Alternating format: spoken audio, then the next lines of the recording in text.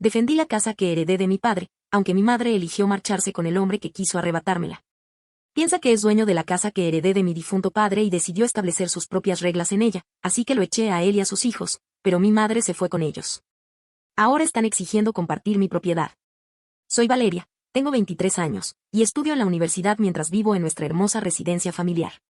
Bueno, técnicamente, mi residencia ahora. Mi padre, Ramiro, me la dejó como herencia cuando falleció hace 3 años a causa de un paro cardíaco repentino. Apenas tenía 20, recién comenzando mi vida universitaria, cuando recibimos esa llamada devastadora. Un instante estaba bien, y al siguiente ya no estaba con nosotros. Todavía me duele pensarlo, como si fuera una herida que nunca termina de cerrar. La casa siempre fue motivo de orgullo para nuestra familia. 2 pisos de arquitectura elegante, jardines cuidados al detalle y una cocina que cualquiera envidiaría. Crecí entre esos muros, y cada rincón guarda un recuerdo de papá. Desde su partida, vivo allí con mi madre, Estela.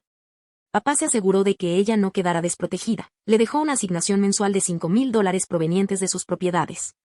Cuando todo se leyó en el testamento, me sorprendió lo tranquila que lo aceptó, sin cuestionar que la casa fuera para mí. Simplemente me dijo que Ramiro había sabido lo que hacía y que confiaba en sus decisiones. Siempre admiré esa capacidad de mi madre para adaptarse a las circunstancias. Pero todo cambió hace 6 meses, cuando Héctor apareció en nuestras vidas. Lo conoció en un evento de caridad, y pronto se convirtió en un torbellino de romance. Nunca había visto a mi madre tan entusiasmada con alguien desde la muerte de papá. Al principio, yo estaba feliz por ella. Después de todo, merecía rehacer su vida, volver a sentir ilusión. Héctor parecía encantador, bien vestido, atento, siempre con un detalle para hacerla sonreír. Incluso me dijo en una ocasión, no estoy tratando de reemplazar a tu padre, Valeria. Respeto mucho lo que significó para ustedes. Quise creerle. Pero las cosas se aceleraron demasiado.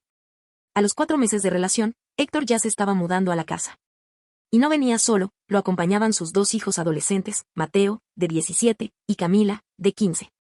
Desde el primer día, se adueñaron del lugar como si fuera un hotel de lujo. Dejaban platos sucios, ponían música a todo volumen a cualquier hora, usaban mis cosas sin pedir permiso. Cuando intenté hablar con mi madre, solo me respondió: están adaptándose, Valeria, dales tiempo. Tienes que ser paciente. Me repetí a mí misma esas palabras varias veces, intentando mantener la calma, pero la paciencia se fue desmoronando poco a poco. Las primeras señales de alarma fueron los cambios en la casa. Muebles que habían estado con nosotros toda la vida fueron reemplazados por piezas modernas que Héctor eligió. El estudio de mi padre, ese espacio que yo había dejado intacto como un memorial silencioso, fue convertido en sala de entretenimiento para Mateo y Camila. Cuando me atreví a protestar, Héctor me miró con suficiencia y soltó una frase que todavía me quema por dentro. Los vivos necesitan más espacio que los muertos, ¿no crees? Esa noche, entre lágrimas y rabia, busqué nuevamente el testamento de mi padre. Lo repasé con atención, como queriendo asegurarme de que no estaba equivocada, la casa y todo su contenido eran míos. Mi madre tenía derecho a residir allí y a recibir su asignación mensual, pero legalmente, la propiedad era completamente mía. Y, sin embargo, empezaba a sentir que la estaba perdiendo poco a poco. La tensión alcanzó un nuevo nivel una tarde cualquiera. Volvía de la universidad, cansada, con la mente llena de exámenes y proyectos, y lo primero que vi al entrar fue a Héctor en mi antiguo dormitorio de la infancia.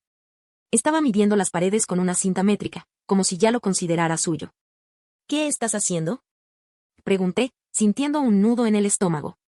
Héctor ni siquiera se inmutó. Estamos pensando en hacer algunas remodelaciones, respondió con toda la calma del mundo. Este cuarto sería perfecto como oficina para mí. Tú apenas lo usas ahora que tienes la habitación principal. Me quedé helada. Esa habitación no era cualquier espacio. Había sido mi refugio durante años, el lugar donde crecí, donde guardaba mis recuerdos más íntimos. Esta es mi casa, le recordé con firmeza, y no he aprobado ninguna remodelación. Él soltó una risa corta, burlona, como si lo que acababa de decir fuera absurdo. Oh vamos, Valeria, no seas infantil. Tu madre y yo estamos a cargo ahora. Es natural que hagamos cambios para que todos estemos cómodos. ¿A cargo de qué?, y le solté, sintiendo como la rabia me subía a la garganta. Esta propiedad me pertenece legalmente. Por primera vez, la sonrisa confiada de Héctor se borró de su cara. Su tono cambió, volviéndose más duro. Escucha, niña, tu madre es mi esposa ahora. Lo que es de ella, es mío. Así funciona en el mundo real. Sentí un escalofrío recorrerme la espalda. Era como si de pronto se cayera la máscara y viera al verdadero Héctor, no un hombre enamorado de mi madre, sino alguien que buscaba controlarlo todo, adueñarse de lo que mi padre había construido y me había dejado. Ese día me encerré en mi cuarto y lloré en silencio. Me sentía atrapada, como si la presencia de Héctor y sus hijos estuviera borrando poco a poco cada rastro de la vida que había tenido con mi padre. Cada mueble cambiado, cada regla nueva que imponían en la casa, era como perderlo de nuevo. Traté de hablar con mi madre esa noche. Le conté lo que había pasado, le recordé lo que decía el testamento, le pedí que entendiera que Héctor estaba cruzando límites. Ella me miró con cansancio, como si fuera yo la que complicaba las cosas. Valeria, entiende, me dijo. Héctor solo quiere lo mejor para todos. Él se preocupa por nosotros, nos está ayudando a rehacer nuestras vidas. No puede seguir viviendo en el pasado. Sus palabras me partieron el alma. ¿Cómo podía llamarlo rehacer nuestras vidas cuando todo lo que él hacía era borrar las huellas de papá? Desde ese día, empecé a vivir con una sensación constante de invasión. Ya no podía caminar por la casa sin sentir que estaba siendo observada, juzgada, desplazada. Mateo y Camila se habían adueñado de los espacios comunes, y mi madre, cegada por la ilusión de un nuevo amor, parecía incapaz de ver lo que estaba ocurriendo frente a sus ojos. Pero yo lo veía con claridad. Y cada día que pasaba me convencía más de que, si no hacía algo pronto, perdería no solo mi casa, sino también el legado de mi padre. Con el paso de las semanas, la situación se volvió insoportable. Mi casa ya no se sentía mía. Héctor imponía sus propias reglas como si fuese el dueño, y sus hijos lo respaldaban en cada gesto. Yo era la intrusa en mi propio hogar. Una tarde llegué y encontré a Camila en la sala, usando la computadora que había sido de mi padre, la misma en la que aún guardaba documentos y fotografías familiares. ¿Quién te dio permiso para usarla? Le pregunté. ¿Está aquí, no? Respondió con indiferencia, sin siquiera mirarme. Es de todos ahora. Sentí como la sangre me hervía. Era como si cada día buscaran borrar los límites, difuminar la línea entre lo suyo y lo mío, hasta convencer a todos de que esa casa les pertenecía tanto como a mí. Mateo tampoco se quedaba atrás. Había invitado a varios amigos a la piscina, organizando fiestas improvisadas mientras yo estudiaba para los exámenes finales. Música ensordecedora, vasos tirados por el jardín y risas que resonaban hasta entrada la madrugada. Cuando me atreví a decirle que no podía hacer eso, solo me contestó con sarcasmo. Relájate, Valeria. ¿Qué importa si usamos un poco el espacio? Al fin y al cabo, vivimos aquí también. Me encerré en mi cuarto, tratando de estudiar mientras afuera parecía un club nocturno. La rabia se mezclaba con impotencia. La idea de que esa gente, que ni siquiera llevaba medio año en mi vida, tratara mi hogar como si fuera un sitio de paso me resultaba insoportable. Lo peor fue notar cómo mi madre se distanciaba de mí. Las conversaciones que antes eran cálidas se volvieron discusiones constantes. Cada vez que intentaba explicarle lo que sentía, ella me respondía lo mismo. Valeria, tienes que entender que esta es mi nueva familia. Tienes que aprender a compartir. Esa palabra, compartir, me perforaba como una aguja. ¿Cómo podía compartir lo que era mío por derecho, lo que mi padre había dejado para mí? No era egoísmo, era justicia. La gota que colmó el vaso ocurrió una noche. Regresé tarde de la universidad y encontré a Héctor sentado en el comedor con un par de documentos extendidos sobre la mesa. Tenía una expresión seria, como si estuviera calculando algo. ¿Qué haces? Pregunté con cautela. Él levantó la vista con una sonrisa forzada. Estoy organizando algunos planes para mejorar la casa. Remodelaciones, quizá una venta en el futuro. Este lugar tiene un gran valor. Me quedé en shock. ¿Venta? Repetí, apenas procesando lo que decía. No puedes estar hablando en serio. Esta casa no está en venta. Y no seas dramática, respondió, encogiéndose de hombros. Tu madre y yo solo queremos lo mejor. Con ese dinero, podríamos mudarnos a un lugar más moderno, más adecuado para todos. No. Exclamé, sin poder contener la furia. De esta casa no se toca. Es mía, Héctor, ¿entiendes? Mía.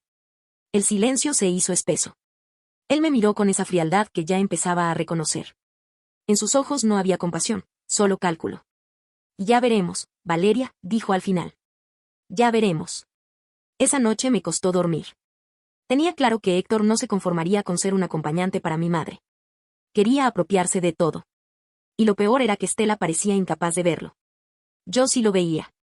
Y empezaba a comprender que, tarde o temprano, tendría que tomar una decisión que lo cambiara todo. El ambiente en la casa se volvió insoportable. Cada día era una nueva provocación, un nuevo recordatorio de que Héctor no tenía intención de respetar nada. Lo peor fue darme cuenta de que mi madre ya no estaba de mi lado. Era como si lo hubiera elegido a él sobre mí, sin siquiera darse cuenta. Una tarde, al volver de la universidad, escuché risas desde la sala.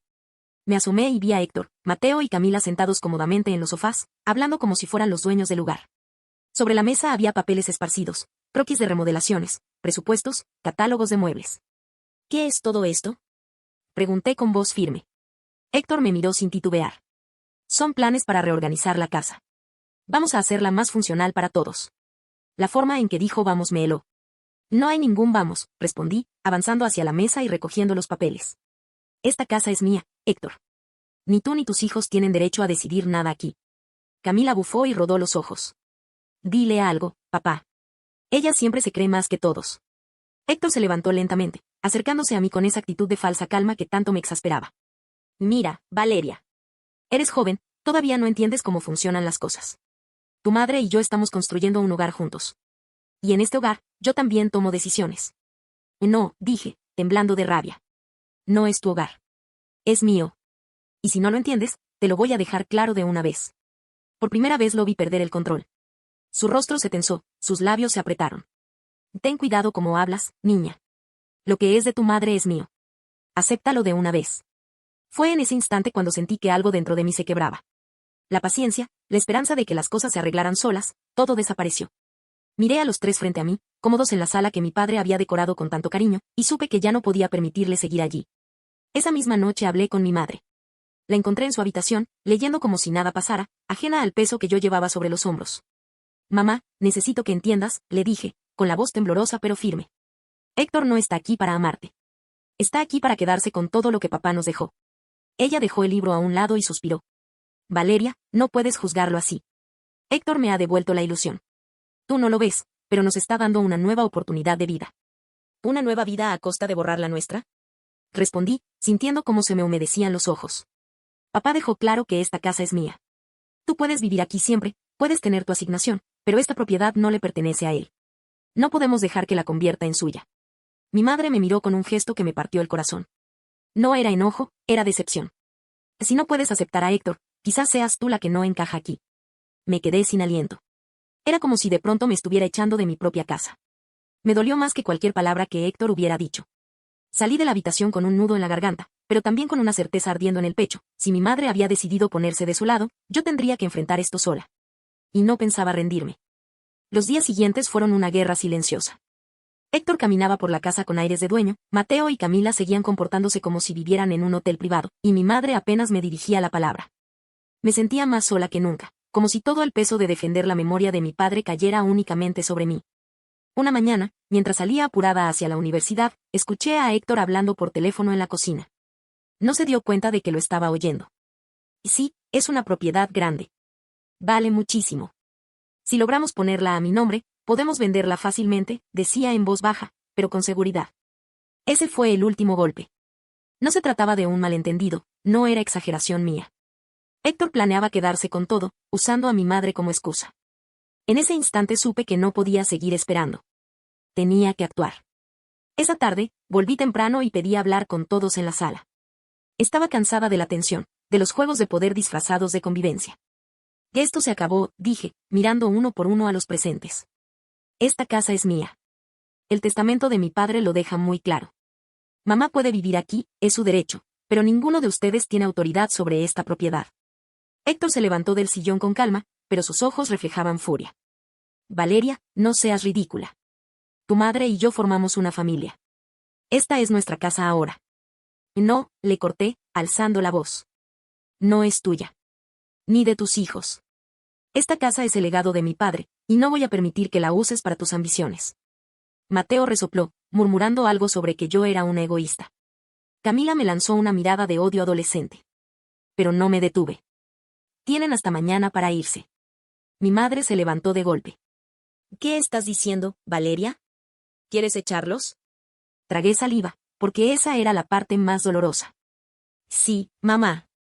No puedo seguir compartiendo esta casa con alguien que la trata como un botín. Ella me miró con lágrimas en los ojos, pero en lugar de abrazarme o intentar entenderme, me dio la espalda. Si Héctor se va, yo también me voy. Sus palabras fueron como un balde de agua fría. La elegía a él. A él y a sus hijos, por encima de mí y de la memoria de papá. Esa noche apenas dormí. Me dolía imaginar a mi madre empacando sus cosas, marchándose conmigo quedándome sola en esa enorme casa. Pero también sentía una calma extraña. Era como si finalmente hubiera tomado la decisión que llevaba meses postergando. Al amanecer, los vi cargando maletas. Héctor con su sonrisa soberbia, Mateo y Camila arrastrando mochilas sin mirarme, y mi madre con los ojos rojos de tanto llorar, evitando cruzar la mirada conmigo. Salieron por la puerta principal, y el silencio que quedó tras ellos me golpeó más fuerte que cualquier grito. Los había echado. Y con ellos, también se había ido mi madre. Los primeros días después de que se fueron extraños. La casa volvió a estar en silencio, como lo había estado tras la muerte de mi padre. Caminar por los pasillos sin escuchar discusiones, música a todo volumen o pasos apresurados de gente que no respetaba el lugar me devolvió cierta paz. Pero esa paz era amarga. Porque junto con Héctor y sus hijos también se había marchado mi madre. Intentaba convencerme de que había hecho lo correcto, de que había defendido lo que era justo, pero cada vez que miraba la silla vacía en la mesa del comedor donde ella solía sentarse, la culpa me mordía por dentro. Aún así, sabía que lo que había hecho era necesario. Esa calma duró poco. No habían pasado ni 2 semanas cuando empezaron los mensajes y llamadas. Primero de mi madre, pidiéndome que reconsiderara, que no fuera tan dura. Luego de Héctor, con un tono más directo. Valeria, tienes que entender que no puedes quedarte con todo. Esta casa no es solo tuya, es también de tu madre. Y lo que es de ella, me corresponde a mí. Al principio ignoré sus palabras, pero no tardó en volverse más agresivo. Amenazó con abogados, con reclamar lo que nos pertenece. Incluso me llegó una carta formal, firmada por un bufete, exigiendo que compartiera la propiedad. Recuerdo haber tomado ese documento con las manos temblorosas y encerrarme en el despacho de mi padre. Ese lugar, que ellos habían intentado convertir en sala de entretenimiento, volvía a ser mi refugio. Allí me senté frente al escritorio de Ramiro y lloré como una niña, sintiendo que todo era demasiado pesado para mí.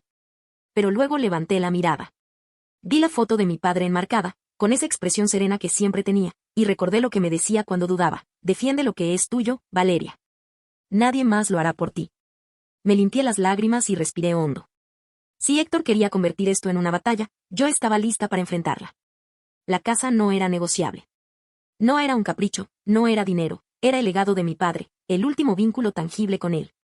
Podían traer abogados, podían intentar manipularme a través de mi madre, podían inventar argumentos. Pero yo tenía la verdad y la ley de mi lado. Y no pensaba dar un paso atrás. El conflicto apenas estaba comenzando, y aunque el precio fuera quedarme sola, estaba decidida a resistir. No olvides dejar tu opinión en los comentarios, dejar tu like y compartir este video.